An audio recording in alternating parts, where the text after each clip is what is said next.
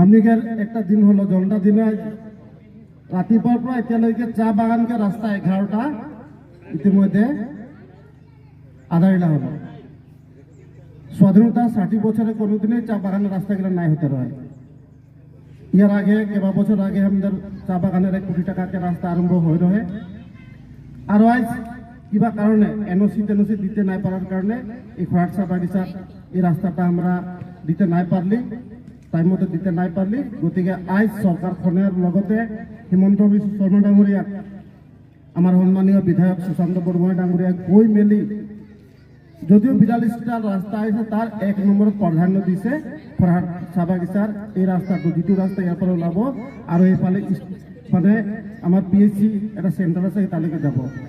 তো সবাইকে আমি বলি যে বিধায়ক ডাঙৰীয়াৰ নামে একটা হাত চাপড়ি মারব লাগে, এটা কারণে হাত চাপড়ি মারব লাগে যে দেখিলি যে রাস্তা ছোট ডাঙর সব রাস্তা ইতিমধ্যে আরম্ভ হতে লাগলো।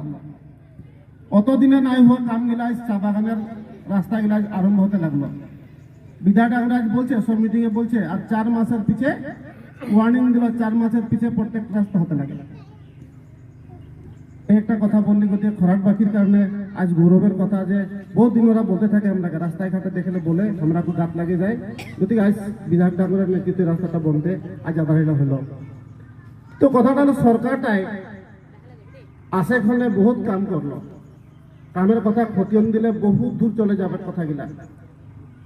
এই সরকারটা যখন আসলে হিমন্ত বিশ্ব শর্মা ডাঙৰীয়ায় চা বাগানের মানুষগুলা পাত গর্ভবতী মহিলা পাত তোলা দিনটা লইকে ওই দিনে ছানাটার গধূলি জন্ম দিবে কারণ ওই দিনটাকে পাত তুলতেছিল, এরকম ব্যবস্থা ছিল।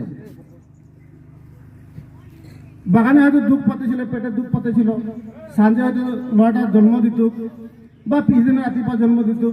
ওই টাইম লইকে কোনো হিসাব নিকাশ নাই ছিল, কোনো মেডিকেল ডিপার্টমেন্টের হিসাব নিকাশ নাই ছিল যে এই বইটাই আজে লড়া একটা জন্ম দিবে। এত ধুনিয়া সিস্টেমে সরকারটা নিয়ে গেল। আজ আশা কর্মীগুলোকে ওদের সামনে রেকর্ড হয়ে গেল, সব আশা কর্মীর সামনে রেকর্ড আছে কোনটা বুয়ারি কত তারিখে থানা জন্ম দেওয়ার রেকর্ড আছে। আজ 3 মাস আগে কেঁচুয়া জন্ম যদি এপ্রিল মাসের 1 তারিখে দিবে, তোর আগে 3 মাস জানুয়ারি 1 জানুয়ারি বাগানের মহিলাগুলা গর্ভবতী মহিলা ছুটি দেওয়ার ব্যবস্থা যেটা করলো। ছুটির পিছিয়ে বাকি কেঁচুয়া জন্ম দেওয়ার পিছিয়ে যেটা ছুটির ব্যবস্থা করলো, এটা হবাটুকু চা বাগানের মহিলাগুলাকে আজের তারিখে এই সরকারটাই একটা গুরুত্বপূর্ণ হিসাবে চা বাগানের মহিলাকে স্যালুট দিতে একটা সম্মান দিতে চেষ্টা করলো। এটা বড় ডাঙর কথা। কিন্তু হিমন্ত বিশ্ব শর্মার নামত আপনাদেরকে এটা সাত চাপড়ি কৰিব লাগে। আগে চা বাগানে এই মেডিকেলে কি হলো, এক ঠেপি দেওয়ার ব্যবস্থা ছিল। বোকার হলো 1 ঠেপি আর কিবা কিবি মেম্বার হলে 1 ঠেপি রয়ে। আমার সরকারে এনআরএস ডিপার্টমেন্টের জড়িয়ে হিমন্ত বিশ্ব শর্মা ডাঙৰীয়াই 18 সনত প্ৰত্যেকটা বাগানত ফ্ৰি মেডিকেলেৰ এনএসএমেৰ জড়িয়ে ফ্ৰি মেডিকেল দৰব সাপ্লাই তাৰিখত দিছে।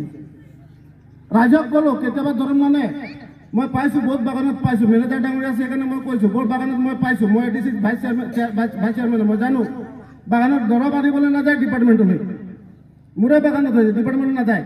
গতিকে ইয়াত যিসকল মেডিকেলত কাম কৰে তেখেতসকলক কৈছোঁ আপোনাক দৰৱ নাথাকিলে আপোনালোকে পিএইচচিত যাব, ডিমো আমাৰ যি য'ৰ পৰা গভৰ্ণমেণ্টে দায় চাপ্লাই দিয়ে তাত আপোনালোকে যাব। শ্ৰমিকৰ কাৰণে দাৱাই কম নাথাকে, এইটো এটা কথা। আজি ফ্রি মানে আজি বোতল আজি ঠেপি দেওয়ার ব্যবস্থা নাই, আজি বোতলের ব্যবস্থা আছে চা বাগান, হয় না ম্যানেজার স্যার? আজি আগতে 1টা 2টা দরব দিছিল, আজিকালি ফাইল দরব বাগানত দরব দিয়ে। আজিৰ তাৰিখত বাগানত কিন্তু মেডিকেল সাপ্লাই যেটো গভৰ্নমেন্টে কৰলে 8 চনৰ পৰা এইটো এটা ডাঙৰ কাম আমাৰ সৰকাৰখনে কৰলে। এম্বুলেন্স দিলে, আগতে এম্বুলেন্স দিছিল, এইদিনাখন সিএম ছাৰে আহি নিজে ডিমত প্ৰায় গোটেই এলেকাটোৰ কাৰণে মৰণ এলেকাটোৰ কাৰণে এটা এম্বুলেন্স দিলে। এনেকুৱা হৈ গৈছে মোৰ বাগানবিলাকত চাইছোঁ 3টা এম্বুলেন্স হৈছে এটা বাগানত। ইটো চলাম নে সেইটো চলাম এনেকুৱা থাকি গৈছে। ইয়াতো হয়তো তেনেকে 2টামান এম্বুলেন্স আছে, কিন্তু ৰাজমাই বাগানতে কেইবাটা এম্বুলেন্স আছে। এম্বুলেন্সৰ ব্যৱস্থাটো আমাৰ চৰকাৰখনে কৰি দিলে। চাহ বাগিচাৰ গৰ্ভৱতী মহিলাৰ কাৰণে কি হ'ল, আজিৰ তাৰিখত মই শুনিছোঁ 15,000 টকা দিয়ে বোলে আজিৰ তাৰিখত। পুষ্টিকৰ খাদ্য খাই যাতে গৰ্ভবতী মহিলাগৰাকীয়ে ভাল শিশুৰ এটা জন্ম দিব পাৰে তাৰ কাৰণে আজি এই ব্যৱস্থা চৰকাৰে আপোনালোকক গৰ্ভবতী মহিলাসকলক আজি 15,000 টকাকে দিয়াৰ ব্যৱস্থা কৰিলে। শিক্ষাৰ ক্ষেত্ৰখনত চাহ বাগিচাৰ কাৰণে মডেল স্কুল দিলে। শিক্ষাৰ ক্ষেত্ৰখনত আমি ছাৰে ক'ব অলপ পিছত শিক্ষাৰ ক্ষেত্ৰখনত আমি যেতিয়া বিজেপি আমাৰ চৰকাৰখন আহিছিলে তেতিয়া নাচ পঢ়িবৰ কাৰণে 50টা চিট আছিলে আজিৰ তাৰিখত 250 চিট আজিৰ তাৰিখত কৰিছে ডক্টৰ পঢ়িবৰ কাৰণে মাত্ৰ 8টা চিট আছিলে 3টা মেডিকেল আছিল আজি মেডিকেল 22-23টা মেডিকেল আজিৰ তাৰিখত ৰানিং অৱস্থাত আছে আৰু আমাৰ আটাইতকৈ গৌৰৱৰ কথা আমি ডিব্ৰুগড়লৈ যাব নালাগে আমাৰ এই অঞ্চলৰ মেডিকেল কলেজটো ইতিমধ্যে চেংচন হৈ ইতিমধ্যে আধাৰশিলা হৈ গৈছে আৰু বিধায়ক ডাঙৰীয়াক সকলো আপোনালোকে হাত চাপৰি মাৰিব লাগে বিধায়ক ডাঙৰীয়া একেবাৰে হামনিগার সামনে মস্করা বাগান में मेडिकल कॉलेज হয় यहाँ से 200 টাকা খরচ করলে পাই যাবা নাহলে একটা গাড়ি লেগে তখন মানে ডিব্রুগড় 2000-3000 টাকা আজ ভাড়া ভরা করতে কিন্তু সামনে হয় 3 বছরের পিছে আধা ইনকার মানে সম্পূর্ণ রূপটা দেখা পান তো এইগুলা কাম ভারতীয় জনতা পার্টি শিক্ষার ক্ষেত্রে কাম করতে আহে চাহ বাগানের মানুষের এতনা আসনি আহে আসনি বললে 2 ঘন্টা লাগবে মই সব জানিলা 2 ঘন্টা লাগবে নয় বললাম মই কিন্তু সব মানুষে আজি তারিখত এই ব্যবস্থাবিলাক আগুৱাই গৈছে এখন সৰকাৰখনে কাম কৰেছে ইতিমধ্যে সৰকাৰখনে সাৰে কৈ আছিল অথনি ইতিমধ্যে চাহ বাগানেৰ ITI পড়িবৰ কাৰণে আমাৰ ল'ৰা ছোৱালীবিলাক ৰিজাৰ্ভেশ্যনৰ ব্যৱস্থা আজি তাৰিখত কৰিছো মই নিজে গভৰ্ণমেণ্টৰ মিটিঙত বহিছো